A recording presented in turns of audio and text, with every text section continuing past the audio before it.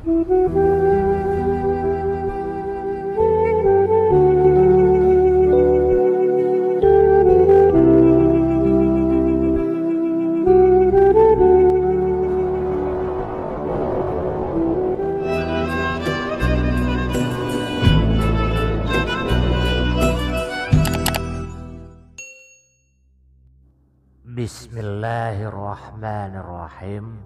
Assalamualaikum warahmatullahi wabarakatuh. Di dalam kitab Mizanul Kubro secara luas menerangkan bahwa dalam kesempurnaan yang terdapat dalam tubuh manusia, Allah Subhanahu wa Ta'ala memberikan kapasitas yang lebih. Lewat pemaparan yang diambil dari kandungan syahadat Majmal dengan pendalaman arti yang terkandung di dalamnya, sesungguhnya asal usul manusia diciptakan dari sifat tanah yang dibentuk sangat sempurna oleh keagungan sifat af'alnya Allah. Dari kesempurnaan inilah manusia juga diberi kelebihan berbagai macam pengetahuan dan ilmu yang sangat luas. Hal ini terjadi jauh sebelum Allah Subhanahu wa Ta'ala menciptakan wujud bumi dan jagat raya umumnya yang diciptakan lewat Nur Muhammad. Jauh sebelumnya Nur Muhammad sudah diciptakan terlebih dahulu di alam jannah majazi atau surga majazi. Dengan keesaan dan keagungannya, Allah Subhanahu wa Ta'ala menciptakan manusia dengan segudang kelebihan dan kesempurnaan bentuk yang memadai. Bahkan jutaan tahun sebelum perintah sholat diwajibkan untuk seluruh umat di dunia, lewat wasilah yang disampaikan oleh utusan terakhir Muhammad sallallahu alaihi wasallam, Allah Subhanahu wa Ta'ala sudah menerapkan arti sholat tersebut ke dalam tubuh manusia di saat bentuk manusia baru diciptakan. Seperti saat menciptakan bentuk daging, Allah Subhanahu wa Ta'ala menciptakannya dengan asma takbiratul ihram, yaitu Allahu Akbar. Demikian juga tatkala membuat bentuk nafas, Allah Subhanahu wa Ta'ala menciptakannya dengan asma ruku. Lalu di saat menciptakan tulang belulang, Allah Subhanahu wa Ta'ala juga menciptakannya dengan asma sujud. Dan di saat menciptakan bentuk kulit, Allah Subhanahu wa Ta'ala menciptakannya dengan asma lunggu. Lewat sebuah kesempurnaan yang dimiliki tubuh manusia, akhirnya Allah Subhanahu wa Ta'ala memberikan tugas mulia kepada makhluk ciptaannya ini, yaitu dengan bersaksi mengucapkan dua kalimah syahadat, berpedoman kewajiban sholat, mengikhlaskan harta bendanya untuk tujuan mulia, mengisi badannya lewat jalan puasa, dan mensucikan diri lewat kebersihan ibadah haji. Dari struktur yang dapat diserap oleh tubuh manusia, Allah Subhanahu wa Ta'ala juga menciptakan bentuk kekuatan yang menjadi prioritas sifat manusia itu sendiri, yaitu dengan berbagai macam bentuk ilmu.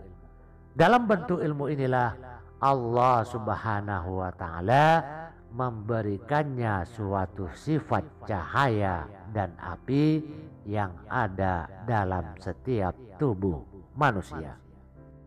Seperti halnya sifat cahaya, Allah menempatkannya dalam bentuk keyakinan, kekuatan batin, penghayatan ilmu bersifat Rabbani, dan derajat menuju husnul khatimah. Sedangkan sifat api sendiri ditempatkan dalam sifat manusia sebagai semangat hidup yang bermanfaat, seperti semangat dalam mencari duniawiyah, ilmu yang menjadi landasan hidup, keras dalam disiplin, tegas dalam menegakkan prinsip, luwes dalam menata ilmu, dan segala hal bersifat supranatural dan lain sebagainya.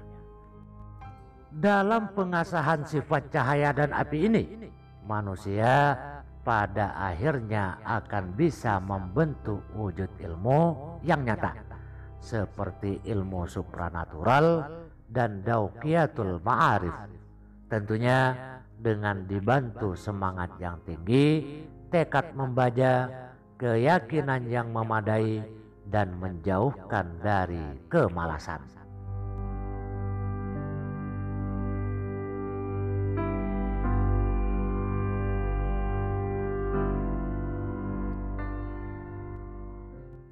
Kitab Mizanul Kubro secara luas menerangkan bahwa dalam kesempurnaan yang terdapat pada tubuh manusia, Allah Subhanahu wa Ta'ala memberikan kapasitas yang lebih, yaitu dengan memberikan keluasan ilmu pada 6 tingkat yang diambil dari sifat alam, yakni gunung, besi, air, angin, dan hawa.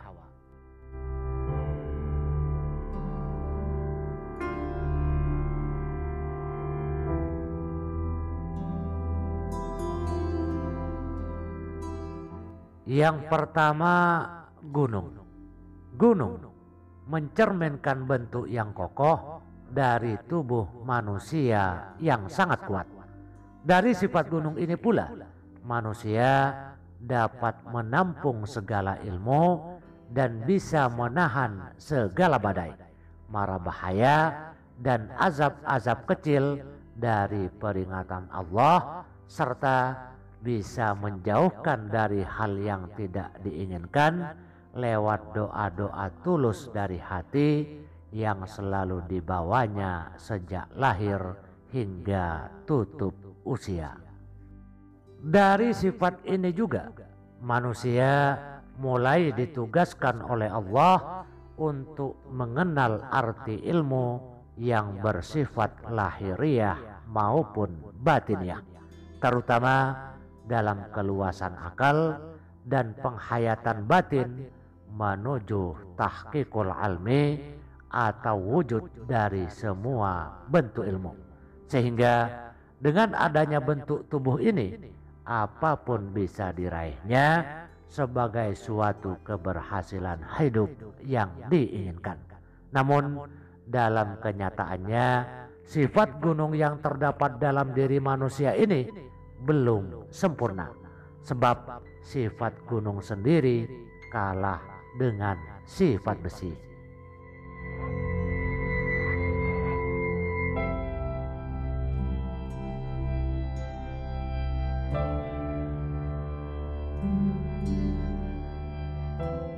Yang kedua, besi. Besi mencerminkan bentuk yang keras dari sifat manusia dalam segala hal. Sebab dalam pemaparan ilmu pengetahuan alam sendiri jelas ditegaskan bahwa sifat besi lebih keras dari sifat-sifat yang terdapat dari wujud perbatuan. Lewat sifat besi inilah manusia mulai dituntut untuk memegang peranan dalam kedisiplinan dan penataan hidup secara akurat, baik dalam memulai suatu karir atau pembelajaran masalah keilmuan.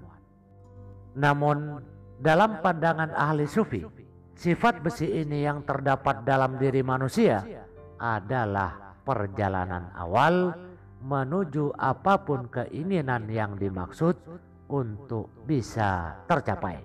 Hanya saja dalam menginginkan sesuatu yang lebih, manusia tidak boleh berhenti hanya di sifat ini, melainkan harus menapaki ilmu yang lebih tinggi. Sebab sifat besi masih kalah dengan sifat api.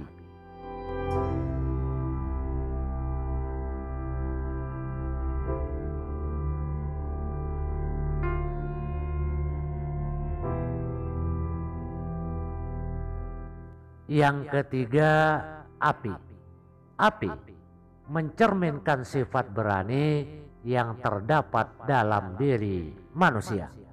Maksud dari sifat api ini adalah perbentukan dari 4 sifat asal yang terdapat dalam struktur watak manusia. Nafsu nafsu hawaniyah, nafsu syaitaniyah, dan nafsu mutmainnah. Dari keempat nafsu ini, manusia dituntut untuk mengendalikan nafsu-nafsu tersebut menuju sifat yang positif. Seperti membangun badan kita lewat semangat berzikir, semangat mencari ilmu, semangat dalam menorehkan segala bidang, baik yang bersifat real maupun bersifat batiniah. Sebab asal usul sifat api tersebut sebagian besar diarahkan kepada sifat semangat sebagai pembakar diri menuju bentuk kesuksesan di kemudian hari. Hanya saja dalam merilis kehidupan yang lebih mapan, setiap manusia dituntut untuk terus mencari apa yang menjadi keinginan selanjutnya yang lebih tinggi. Sebab dalam pandangan ahli sufi sendiri menilai sifat ini sebagai tingkat pemula dalam pengenalan ilmu, mengenal Allah menuju derajat yang lebih mulia. Sebab sifat api masih bisa dikalahkan dengan sifat air.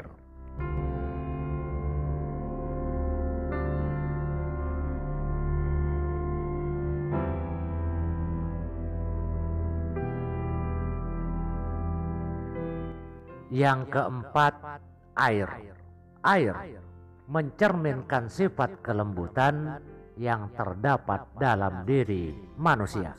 Sifat ini menurut ahli sufi disebut dengan istilah tariqul qalbi, yang berarti penataan hati. Bila seorang telah mencapai sifat ini, niscaya apapun bentuk ilmunya akan bisa diwujudkan secara nyata, karena sifat air bisa menyatu dimanapun dia ditempatkan, baik di tanah, bebatuan, pohon, dan lain sebagainya. Seperti halnya sifat ilmu yang terserap di tubuh manusia karena keluasan akal dan penghayatan batin yang tinggi, sifat air ini akan mudah menyerap di berbagai bentuk ilmu yang diinginkan, sehingga tanpa sadar lambat laun diri kita akan menjadi hamba Allah yang mempunyai banyak kelebihannya, terutama dalam hal ilmu batiniah. Hanya saja sifat air ini harus terus diasah hingga sampai menuju sifat ilmu yang lebih tinggi. Karena sifat air di sini masih kalah dengan sifat yang terdapat dari wujud angin.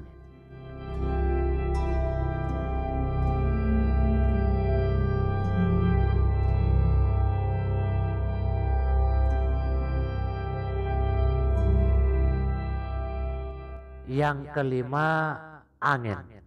Angin mencerminkan keluasan ilmu dalam diri manusia secara menyeluruh. Sebab angin di sini disebut sebagai sifat raja, seperti halnya kekuasaan seorang raja di raja. Sifat angin ini bisa mengontrol dan mengatur segala sifat alam, seperti mampu merobohkan kekuatan gunung, menerbangkan sifat bumi, membesarkan sifat api, dan menarik sifat air yang menjadikannya lautan air.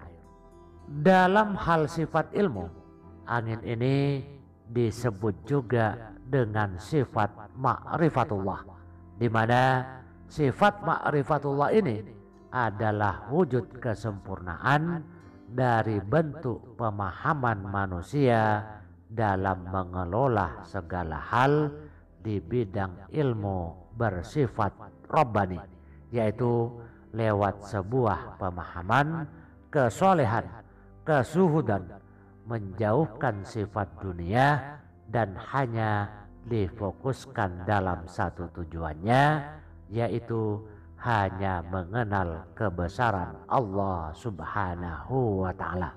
Namun dalam keluasan secara hakiki, sifat seperti ini belum dikatakan sempurna, sebab masih ada yang mengalahkannya, yaitu sifat hawa.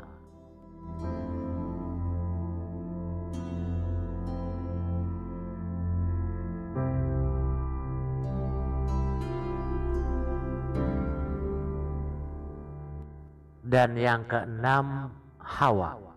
Hawa mencerminkan kebersihan hati yang terdapat dalam diri manusia. Sifat ikhlas sendiri menurut para sufi disebut sebagai kesempurnaan ilmu yang mampu menguasai antara langit dan bumi. Dalam hal kesempurnaan sifat ilmu, sifat hawa di sini adalah penggabungan seluruh sifat alam yang sudah dikuasai secara lahir dan batin, sehingga baik dari ucapan, tingkah laku maupun keinginan kita akan terkabul dengan sendirinya seiring kedekatan hati dengan sifat af'al, asma, zatnya dengan segala sifat alam tadi. Pada intinya adalah untuk mengajak manusia hidup bahwasanya semua ini bisa tercapai apabila manusia itu sendiri mau berkorban untuk semangat dalam menjalani hidup yang penuh dengan tingkatan demi tingkatan yang harus dilaluinya.